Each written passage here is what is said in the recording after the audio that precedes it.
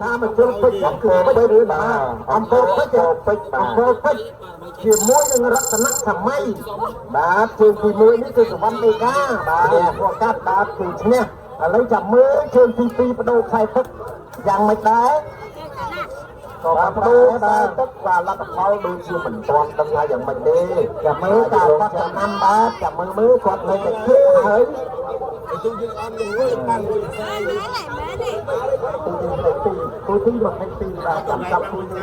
22បាទចាំមើលថ្លៃដល់គុណម្ចាស់បាទគុណម្ចាស់ជាម្ចាស់ទូបាទឥន្ទ្រីអនុឡង់តិចបាទតែว่าវិទ្យាល័យភ្នំពេញខណ្ឌដង្កោនោះបានឧបត្ថម្ភបាទលោកគ្រូខ្ញុំហ្នឹង100000រៀលស្មើនឹង20000រៀលបាទទូខ្លែអរគុណឥឡូវមកដល់គ្រូយើងយើងបន្តនេះបាទ22ចាំមើលរតនៈខាងល្អលោកគ្រូប្រហែលហើយនេះតែពេលនេះរតនៈសម័យต้องចាំបាទសវណ្ណដីកាឈ្នះឥឡូវសវណ្ណដីកាទៅក្នុងនៅក្នុងអាយ៉ាជំនឿល្អសូមចូលតាមនាមទាំងអស់គ្នា